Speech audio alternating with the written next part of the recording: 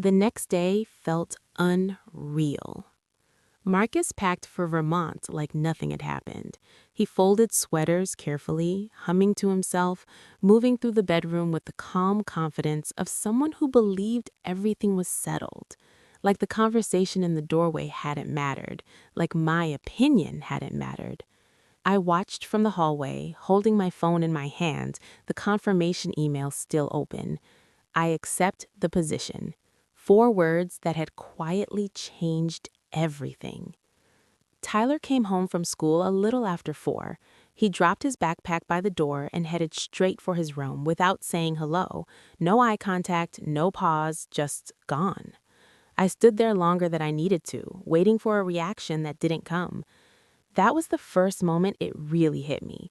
He wasn't just leaving for Christmas. He had already left. I cooked dinner because that's what I always did. I chopped onions, stirred a pot, set the table for 3. When I called them, Marcus said he wasn't hungry. Tyler grabbed a plate and disappeared back into his room. The chair across from me stayed empty. I ate alone, listening to the clock on the wall tick louder than usual. That night, I didn't cry. That scared me more than the argument ever had. I lay in bed staring at the ceiling, my mind unusually quiet. No panic, no bargaining, just a strange sense of clarity, like something heavy had finally been set down. The next morning, Marcus left early to run errands. I sat at the kitchen table with my laptop and made lists. What to pack, what to sell, what to donate, what to leave behind. I didn't rush, I didn't second-guess myself, I just kept writing. Around noon, I called my mom. "Are you coming for Christmas Eve?" she asked. "No," I said, "change of plans." There was a pause. What happened? "Marcus and Tyler are spending the holidays with Denise," I said, "and I'm moving to Tokyo." Silence stretched across the line. "Have you told him?" she finally asked. "Not yet," I said. "I'll tell him when he gets back." The words sounded steady, even to me. Marcus and Tyler left the next morning before sunrise. Suitcases rolled down the stairs, the door closed behind them with a dull, final sound. No goodbye, no hug, no last-minute hesitation. I stood in the kitchen holding a mug of coffee that went cold in my hands. The house didn't feel quiet.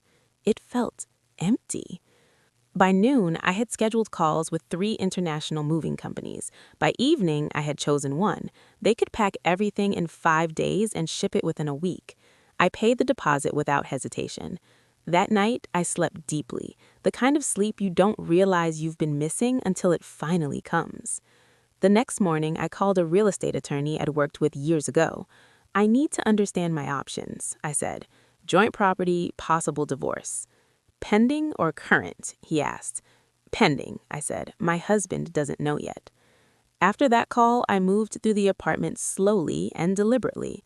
I took photos of every room, copied bank statements, downloaded tax records, insurance policies, retirement accounts. Not because I was angry, because I was done being careless with my own life. That evening, Marcus texted. "Made it to the cabin. Tyler's excited. Weather's perfect." I stared at the message for a long moment. Then I placed my phone face down on the counter and didn't reply. The movers arrived Tuesday morning. 3 men, a truck, and stacks of boxes tall enough to swallow a life. "Tokyo?" the crew lead asked while wrapping furniture. "Yes," I said. "Fresh start," he smiled. They packed my clothes, my books, my work equipment, the dishes I'd bought before Marcus and I married, everything that was mine. By Thursday, the apartment echoed. Marcus's things were untouched, his side of the closet still full, his books still on the shelves. Everywhere else, there were gaps, clean, intentional gaps. Friday afternoon, I checked into a hotel near the airport. I ordered room service and sat by the window watching planes lift into the gray winter sky. My phone stayed silent. I didn't expect it not to. Marcus came home December 28th. I know because my phone exploded. Missed calls, texts, voicemails, one after another. "Where are you? What happened to the apartment? This isn't funny. Call me now." I was sitting in the hotel restaurant halfway through a bowl of soup. I finished eating before responding. "I'm unavailable right now," I texted. "We can talk later." The phone rang immediately. I declined the call. By evening, confusion turned into anger. Anger turned into panic. I finally answered. "What is going on? Where are you? What did you do?" "I moved out," I said calmly. "You can't just do this," he said. "You told me to divorce you," I replied. "I'm just following through." There was silence on the line, and in that silence, I realized something he hadn't understood. This wasn't a phase. This wasn't a threat. This was me leaving for real. I expected to feel something after I hung up on him. Fear, regret, a rush of second thoughts. Instead, there was only stillness, the kind that comes after a decision has already been made somewhere deep inside you. That night, I turned my phone off. Not dramatically, not in anger. I just didn't want the noise. I wanted one full night where his confusion didn't get to live in my head. I slept straight through until morning. When I turned my phone back on, the screen filled instantly. Missed calls, dozens of messages, his name over and over, like repetition alone might pull me back into place. I didn't read them, not yet. I called my attorney first. "He knows," I said. There was a pause on the line. "How did he take it?" "Confused," I said. "Angry. Now panicking." "That's expected," he replied. "Don't engage directly. Let everything go through me from here on out." That word, panic, stuck with me after the call ended. Marcus had never panicked before. He was always calm, always certain, always convinced things would bend back into place if he waited long enough. I packed my final suitcase slowly. Clothes, shoes, my laptop, a folder with documents I couldn't afford to lose. I left nothing behind that mattered. Outside, winter pressed against the windows. The city moved on like it always did. People going to work, coffee shops opening, life continuing without asking if I was ready. January 10th came faster than I expected. The Uber driver loaded my bags into the trunk and glanced at the airport code on his app. "Big trip?" he asked. "Yes," I said. "Business?" "Fresh start." He smiled in the rearview mirror. Those are the best kind. At the airport, everything felt suspended in time. Announcements echoed overhead. People hugged, rushed, waited. I bought overpriced coffee and sat by the window watching planes line up on the runway. My phone buzzed. An email from Marcus. The subject line read, "Please read this." I stared at it longer than I needed to. Part of me already knew what it would say. Apologies, explanations, a sudden understanding that arrived too late. I opened it anyway. He said he was sorry. He said he didn't mean what he said about divorce. He said he'd been overwhelmed, that he'd made assumptions, that he never thought I would actually leave. He said he loved me. He said Tyler missed me. He asked me not to go. I read it twice, slowly, carefully, not looking for hope, but for clarity. Then I forwarded the email to my attorney and blocked his address. Boarding was announced shortly after. "Enjoy your flight to Tokyo," the gate agent said, handing back my passport. "I intend to," I replied. The plane lifted off smoothly, the city shrinking beneath us. I didn't look back. I didn't need to. I already knew what I was leaving. Tokyo hit me all at once. The noise, the lights, the language wrapping around me in sounds I didn't understand yet. My apartment was on the 23rd floor, glass walls opening to a skyline that never seemed to rest. I dropped my bags by the door and slept for 14 hours. On Monday morning, I walked into the office at 7:30. Modern building, clean lines, sharp energy. My badge worked on the first try. At 9, I stood in front of my new team. "I'm not here to change everything. I'm here to support you and remove obstacles." Some faces softened, others stayed guarded. That was fine. Trust wasn't instant, it was built. The days blurred together. Meetings, strategy sessions, late nights. I worked 12-hour days and welcomed the exhaustion. It kept my mind focused forward. Then one morning, my phone buzzed during a break. A message from Tyler. Dad says you left him. My chest tightened. I stared at the screen longer than I should have, choosing every word carefully. Your dad and I are working through some things. This doesn't change how I feel about you. Take care of yourself. No reply came. That night, lying in a dark apartment halfway across the world, I finally felt the weight of what I'd done. Leaving Marcus hurt, but losing Tyler felt like a quiet ache that settled deep in my chest. Work became my anchor. Every morning I woke before sunrise, pulled on running shoes, and rogged along the waterfront until my lungs burned. The city didn't know me, didn't care about my past. I liked that. By the time I reached the office, my head was clear. "You actually listen," one manager said after a long meeting. "I don't see another way to lead," I replied.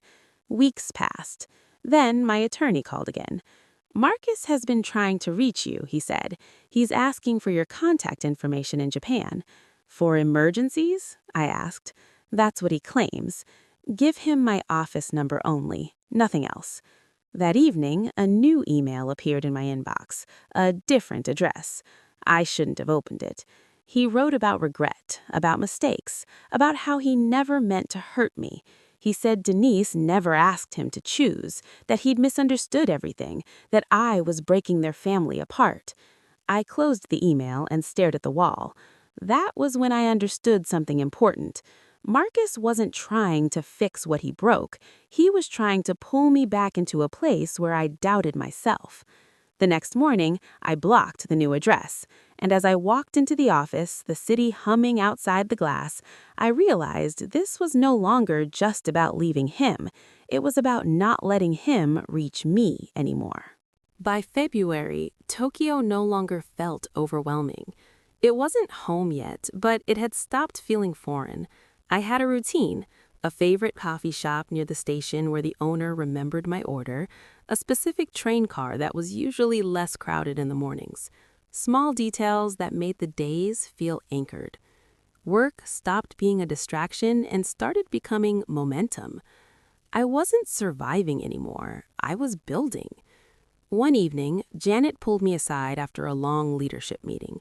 "You're doing more than expected," she said. "The team trusts you." "They're good people," I replied. "They just needed space to work." She smiled, like she was filing that away for later.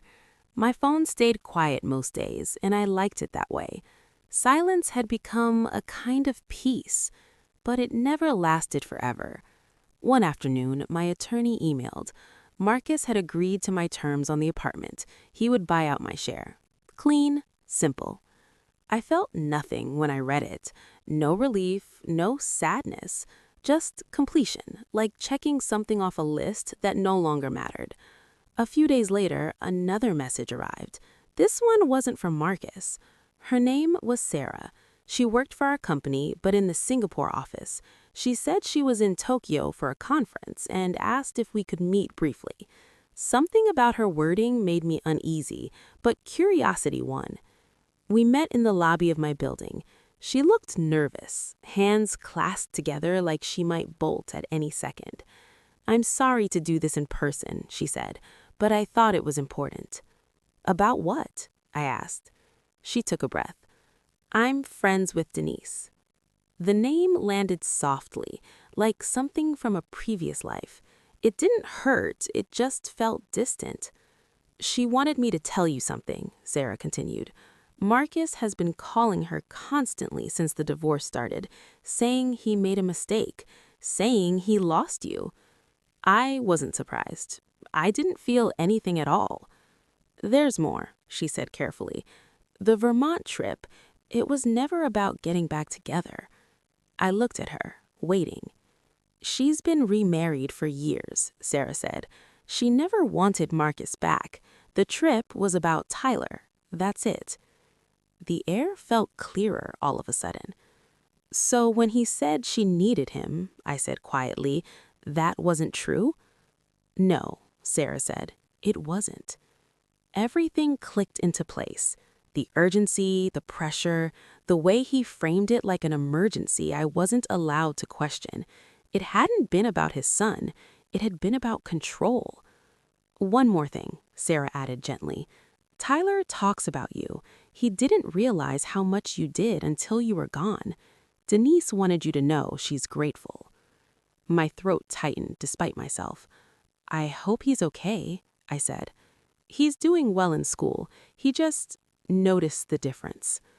After she left, I stood alone in the lobby for a long time. I wasn't angry. I wasn't sad. I was clear. Staying would have destroyed me. That night, I walked through the city under neon lights, letting the noise wash over me. I wasn't running from my past anymore. I was moving forward without dragging it along. Work accelerated. Bigger projects, bigger decisions. I stopped checking myself before speaking, stopped waiting for permission that was never going to come. You don't hesitate, Hiroshi said after one particularly long meeting. You decide and move. I've had practice, I replied. Then, just as the quiet started to feel permanent, it broke. My attorney called early one morning. Marcus is pushing again, he said. He wants to contest the retirement accounts, claiming emotional distress affected his earning capacity. I almost laughed. He's also asking for direct contact, my attorney continued. Says mediation isn't working unless you talk to him. No, I said immediately. Absolutely not. I expected that, just wanted you informed. That afternoon, a package arrived at my office. No return address. Inside was a photo album.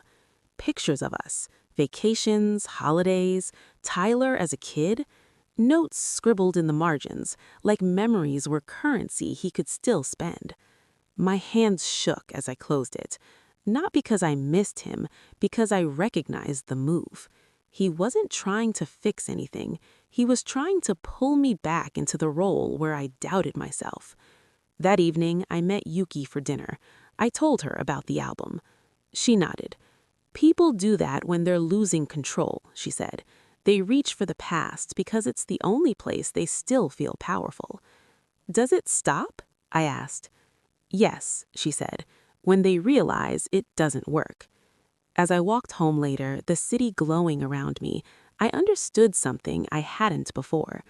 Marcus wasn't unraveling because he lost me. He was unraveling because he could no longer reach me. And that was only the beginning of what he was about to lose. By early spring, Tokyo had softened. The cold mornings gave way to longer days, and the city seemed to breathe differently. Cherry blossoms appeared almost overnight, lining the streets like something fragile and temporary. People stopped to take pictures, to remind themselves that beautiful things didn't last forever. Work, however, showed no sign of slowing down. The expansion project Janet had hinted at grew larger by the week. Cross-border teams, tight deadlines, decisions that carried real consequences. I stepped into the role without thinking twice. The hesitation I used to carry was gone. "You move fast," one executive said during a late-night call. "You don't second-guess." I decide and adjust. Waiting costs more. That was new. Before, I would have softened it, explained myself, apologized for certainty. Now, I didn't. The divorce process dragged on quietly in the background, mostly through emails between attorneys. I rarely thought about Marcus unless his name appeared in my inbox, and even then it felt distant, like a story I already knew the ending to. Until the silence broke again. My attorney called one morning earlier than usual. That alone made my stomach tighten. "He's escalating," he said. "In what way?" I asked. "He's contesting the retirement accounts more aggressively, claiming emotional distress, loss of future earning potential. He's also requesting mediation again." "Didn't we already try that?" I asked. "Yes," he said. "This time he's insisting on seeing you." "No," I said, without hesitation. "I told them that," my attorney replied. "They're pushing anyway." After the call, I sat at my desk staring out at the city below. Traffic flowed like veins of light. People moved with purpose, completely unaware of the small battle still trying to reach me. That afternoon, the package arrived. It was waiting on my desk when I returned from a meeting. No return address, my name written in Marcus's familiar handwriting. I didn't open it right away. I took it home, placed it on the table, and stared at it for a long time. Something about its weight felt intentional, like it was meant to pull me backward. When I finally opened it, I understood. A photo album. Pictures from vacations, holidays, Tyler as a child, notes scribbled in the margins, inside jokes, dates, reminders of moments that once felt important. My hands trembled as I flipped through it, not because I missed him, because I recognized the strategy. This wasn't an apology, it was leverage. That night, I met Yuki for dinner, a small place near the river where the lights reflected softly off the water. She noticed my distraction immediately. "He sent me memories," I said quietly, pushing my food around the plate. She nodded, unsurprised. "People do that when they're losing control." I asked, "What do you mean?" "They reach for the past because it's the only place they still feel powerful," she said. "It's not about love, it's about access." "Does it stop?" I asked. "Yes," she said, "when they realize it doesn't work." Her words stayed with me as I walked home. The city hummed around me, alive and indifferent. I realized something then. Marcus wasn't trying to fix what he had broken. He was trying to reopen a door I had already closed. A week later, my attorney called again.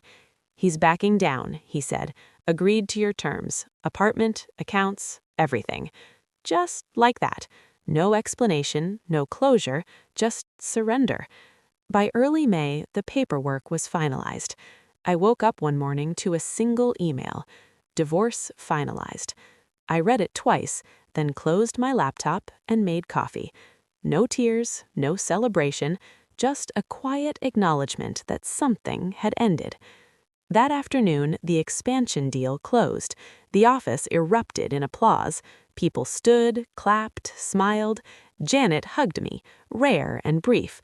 "You did this," she said. "You changed everything." As I stood there, surrounded by people who respected me, one thought settled calmly in my chest. Marcus had lost me long before he realized he was losing control, and he still didn't understand what was coming next. Because life didn't pause after the divorce, it accelerated. Meetings turned into decisions, decisions turned into results. My calendar filled weeks in advance. Responsibility grew heavier, but it felt right, earned. One evening, Janet called me into her office. "They approved it," she said. "Approved what?" I asked. She smiled. "The promotion." I sat quietly, letting the words land. "Regional Vice President of Operations. 70 people, 5 countries, unanimous decision." I nodded slowly. "Thank you."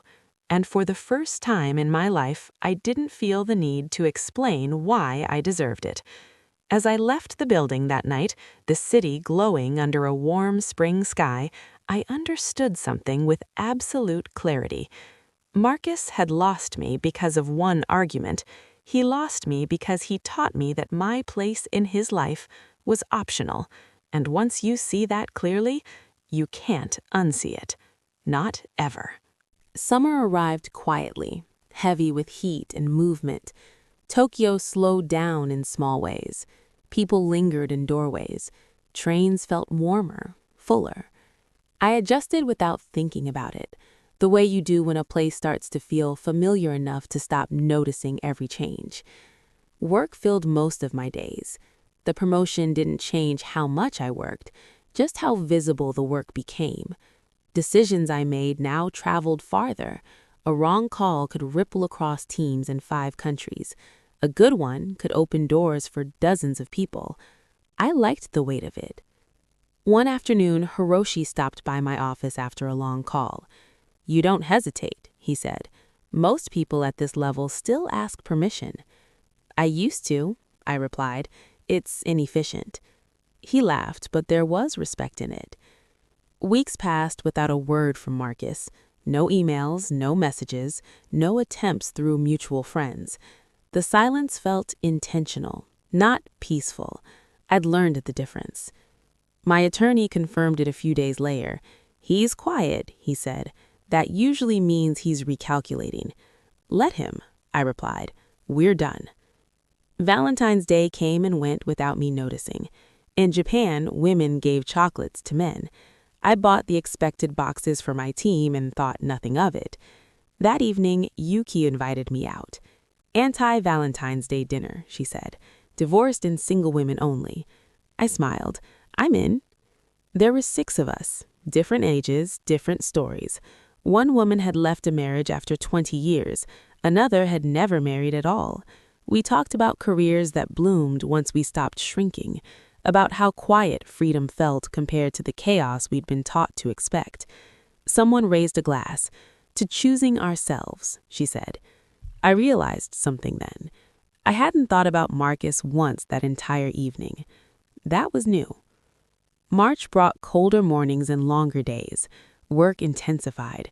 The expansion project moved into final negotiations. Late nights blurred into early mornings. I thrived on it, even when it exhausted me. Janet stopped by my office one night while I was reviewing numbers. "The executive team is watching you," she said. "This project could redefine the region." "Then let's not miss," I replied. Mid-March, my attorney emailed again. Marcus had agreed to the remaining property division. Retirement accounts were nearly settled. Close. The word felt administrative, detached, like closing a file. Cherry blossoms arrived suddenly, filling the streets with soft pink clouds. Yuki dragged me to a park one Saturday afternoon. People laughed, took pictures, celebrated something temporary and beautiful. "You look lighter," she said as we sat under the trees. "When you first arrived, you were waiting for something bad to happen." "I think I stopped waiting," I said. "For what?" "For permission." She raised her cup. "To not waiting." We drank. That night I noticed something else. Marcus still hadn't tried to contact me. No late-night messages, no apologies, no anger. The silence wasn't peace. It was strategy, and I didn't yet understand what he was planning. April answered that question. My attorney called early one morning. "He's contesting again," he said. "Retirement account this time, claiming emotional distress affected his earning capacity." I almost laughed. "He's also requesting direct contact, says mediation isn't working unless you speak to him." "No," I said immediately. "Absolutely not." "I expected that," he replied. "Just keeping you informed." After the call, I sat at my desk staring at the city below. Traffic moved like veins of light. People rushed to places I'd never know. Marcus was still trying to win something. I just didn't know what. Work helped. It always did. The expansion deal entered its final phase. Every detail mattered. I led without hesitation. When questions came, I answered them. When decisions stalled, I moved them forward. One evening, a package arrived at my office. No return address. My name written carefully on the front. I didn't open it right away. I knew who it was from before I touched it. I slid it into a drawer and finished my workday. At home, I opened it. Inside was a photo album. Pictures of us, vacations, holidays, Tyler at different ages, notes scribbled in familiar handwriting, dates, inside jokes, moments that once meant something. My hands shook as I closed it. Not because I missed him, because I understood the move. This wasn't about reconciliation. It was about access. That night, I met Yuki for dinner and told her everything. She listened without interrupting. "He's losing control," she said simply, "so he's reaching for the past." "Does it stop?" I asked. "Yes," she said, "when he realizes it doesn't work." As I walked home under the glow of streetlights, something settled inside me. Marcus wasn't unraveling because he lost me. He was unraveling because he could no longer reach me. And for the first time, I understood just how dangerous that realization was for him. The silence broke in a way I didn't expect. Not with a call from Marcus, not with an email, with papers. My attorney called early in the morning, his voice calm but precise. "He's formally contesting the settlement," he said. specifically the retirement accounts. He's claiming emotional distress impacted his earning potential. I let out a short breath that sounded almost like a laugh. Is that a thing? I asked.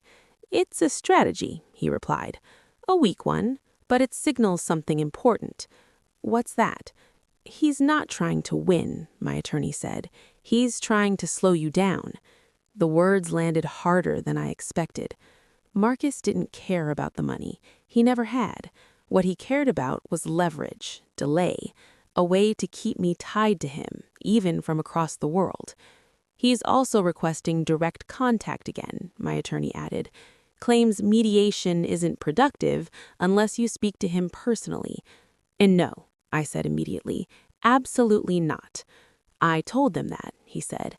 I just wanted you aware. After the call ended, I sat at my desk staring out at the city. Morning traffic flowed below, orderly and indifferent.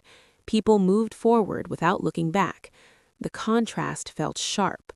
Marcus was still reaching for me, and I was no longer there. Work pulled me back in before I could sit with the feeling too long. The expansion project was entering its final stage. Every decision carried weight now. I spent hours in meetings, moving between time zones, managing details that used to terrify me. Now, they didn't. Late one evening, Janet stopped by my office. "You're calm under pressure," she said. "That's rare." "I don't see another option," I replied. She studied me for a moment. Good, because this phase needs someone steady.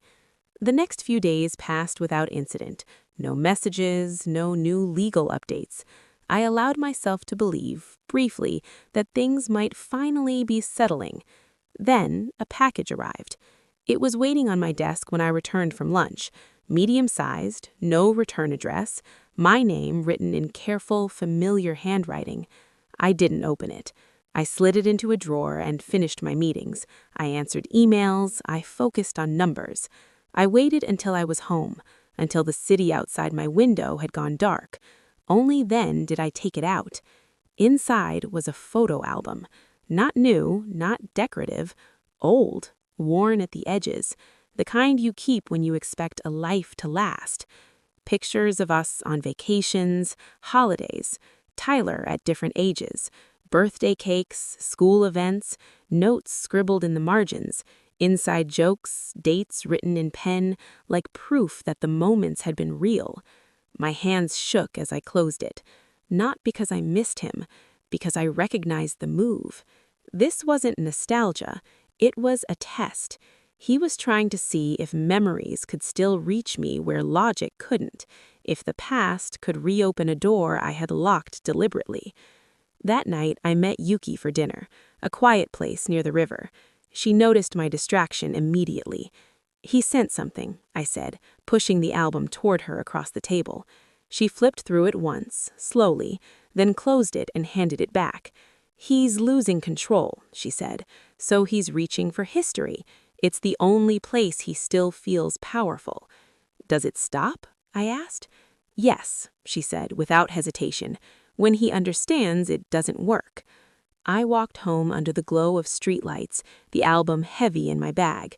For the first time, I felt something close to anger. Not loud, not explosive, focused.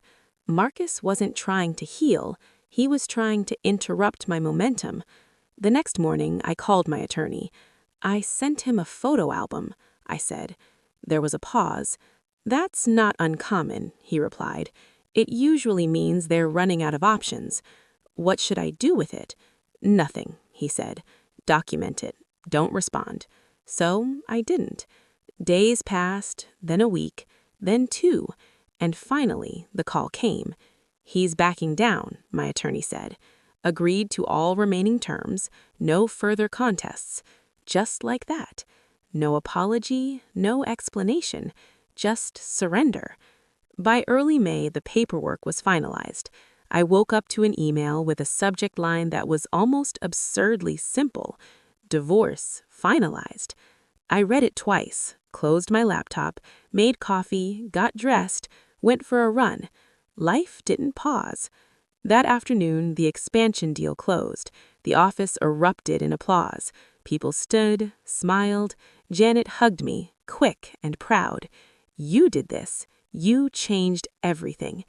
As I stood there, surrounded by people who trusted me, one thought settled quietly in my chest.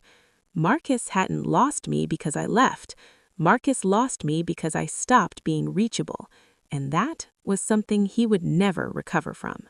Life didn't slow down after the divorce was finalized. If anything, it accelerated, like the world had been waiting for me to stop looking over my shoulder. Work became louder, fuller, more demanding. Meetings stacked on top of meetings. Decisions that once would have kept me awake at night now felt straightforward. I trusted myself in a way I never had before. One afternoon, Janet called me into her office. She didn't ask me to sit. She just leaned against her desk, arms crossed, studying me for a moment. "They approved it," she said. "Approved what?" I asked. She smiled. "The promotion." I felt my breath catch, just slightly. "Regional Vice President of Operations," she continued. 70 people across 5 countries will report through your division. Unanimous decision." I nodded slowly, letting the words settle. No rush of disbelief, no instinct to explain why I deserved it. "Thank you," I said. "You earned it," she replied, "and you didn't ask permission once." That night, Yuki organized dinner. Half the office showed up. Someone ordered champagne that cost more than my first car. Glasses clinked. Laughter filled the air. "To leading without fear," Hiroshi said, raising his glass. I smiled, embarrassed and proud all at once. Walking home later, the city glowing around me, I realized something that surprised me. I hadn't thought about Marcus all day. Not once. Weeks passed. Summer settled in fully, heavy and humid. Tokyo slowed in its own way. People escaped the heat when they could. I took my first real vacation since moving. Kyoto. Temples, gardens, silence. I walked for hours with a camera in my hand, breathing in a kind of peace I hadn't known I was missing. On the train ride back, my phone buzzed. An email from Tyler. My heart stopped for just a moment before I opened it. He apologized for how he treated me, for staying silent, for not understanding until I was gone. He wrote about college plans, about computer science, about finally realizing how much I'd done. I read the message 3 times. Then I replied carefully, kindly, honestly. I told him I was proud of him, that none of this was his fault, that I hoped he was happy. I didn't promise anything. I didn't reopen old wounds. When I closed my laptop, it felt like setting something down gently instead of dropping it. July arrived with fireworks and festivals. Yuki dragged me to the river one evening to watch the sky explode in color. "You're staying," she said, not asking. "Yes," I said. "I'm staying." She smiled. "Good." In August, my mom called. "We miss you," she said, "but you sound different." "Better," I replied. She hesitated. "Marcus tried to reach out to your sister." My chest tightened briefly. "What did he say?" "That he made a mistake, that he lost everything." I closed my eyes. "I hope he finds peace from far away," I said. I meant it. After the call, I sat on my balcony watching rain roll across the city. Marcus had finally reached the stage where regret becomes permanent, but regret didn't need an audience. I had a life now, a real one. Just when I thought the past was fully behind me, it knocked again. The knock came on a quiet evening in October. I wasn't expecting anyone. When I checked the screen, I saw a woman standing in the hallway, mid-40s, professional, nervous. I opened the door cautiously. "Claire Morrison?" she asked. "Yes." "My name is Sarah. We work for the same company, Singapore office." I stepped aside. "Come in." She sat across from me, hands folded tightly. "I don't know how to say this, so I'll be direct. I'm friends with Denise. The name didn't hurt anymore. It felt distant, like a closed chapter. She asked me to tell you something, she continued. Marcus has been calling her non-stop since the divorce finalized, saying he ruined everything, saying he lost you. I felt no surprise. She wanted you to know, she added, that she was never trying to take him back. She's been remarried for years. The Vermont trip was only about Tyler. I nodded slowly. So, when he told you she needed him, that wasn't true. I know, I replied. One more thing, she said. Tyler talks about you a lot. He says you were the only adult who stayed consistent. Denise wanted you to know she's grateful. My throat tightened. Thank you, I said quietly. After she left, I stood by the window for a long time. Not angry, not sad, just clear. Marcus hadn't lost me because of one argument. He lost me because he taught me that my place in his life was optional. And once you see that clearly, you can't unsee it. Not ever. That night, as Tokyo hummed outside my window, I understood something else. This wasn't the end of the story. It was the proof that leaving had been the right beginning. A year passed without asking for my permission. Life moved forward in quiet, steady ways. Work filled my calendar months in advance. My name carried weight in rooms where I once would have waited to be invited to speak.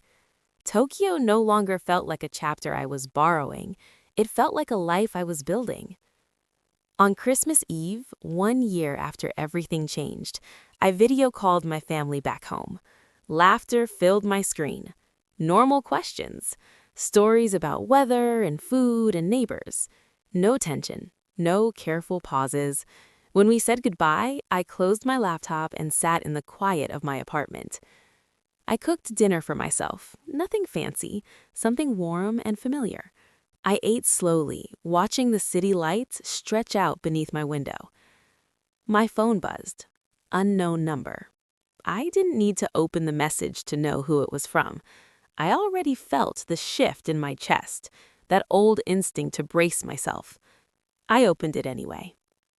This is Marcus. Please, I just want to talk. I stared at the words for a long moment. They didn't hurt. They didn't anger me. They felt small. I blocked the number and set my phone face down on the table. Some chapters don't need endings. New Year's Eve arrived bright and loud. Fireworks burst across the skyline, color reflected in glass and steel. Yuki stood beside me on a rooftop downtown, music pulsing around us, champagne in hand. To choosing yourself, she said, raising her glass. I smiled. To choosing myself. A year ago, I was waiting to be valued, waiting to be chosen, waiting to be told I mattered. Now, I didn't wait. January turned into February. Work continued to challenge me in ways that felt expansive instead of draining. I trusted my instincts. I trusted my voice. I trusted that when something felt wrong, I didn't need proof to walk away. One afternoon, an email landed in my inbox. It wasn't from Marcus. It wasn't from a lawyer. It was from Tyler. He wrote carefully, like someone who had rewritten the message several times before hitting send. He told me he was applying to colleges, that he was thinking about computer science, that he finally understood how much I had done, how much I had held together when no one noticed. He apologized for believing what was easiest instead of what was true. I read the email slowly, letting each word land where it needed to. Then I replied. I told him I was proud of him, that I was glad he was thinking about his future, that none of what happened was his fault, that I hoped he was happy. I didn't promise to stay. I didn't offer to come back. I didn't reopen doors that had closed for a reason. When I hit send, my chest felt lighter, not heavier. Spring returned. Cherry blossoms bloomed again, just as suddenly as before. I walked through the park with Yuki one afternoon, watching petals fall like soft confessions. "You're different," she said. "When I met you, you were careful." I was afraid. And now? Now I'm honest. She smiled. That's more dangerous than fear. She was right. In April, my attorney emailed one final time. Nothing urgent, just confirmation that all accounts were closed, all ties legally severed. No loose ends. I closed the email and deleted the folder it had lived in for months.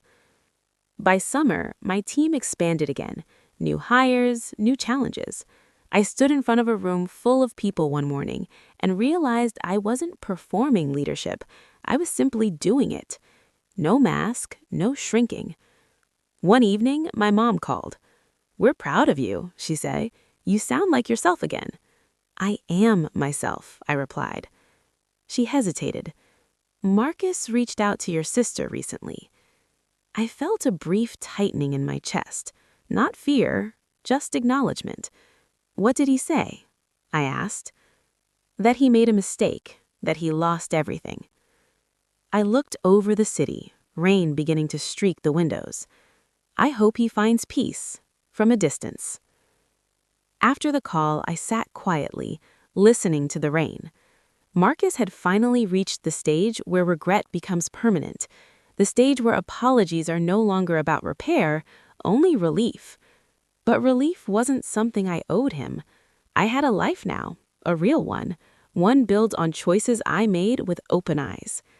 Late one night as I prepared for bed, I caught my reflection in the mirror. I looked older, stronger, calmer. I thought about the woman I had been standing in that doorway, listening to a man explain why she didn't belong. I wish I could tell her something.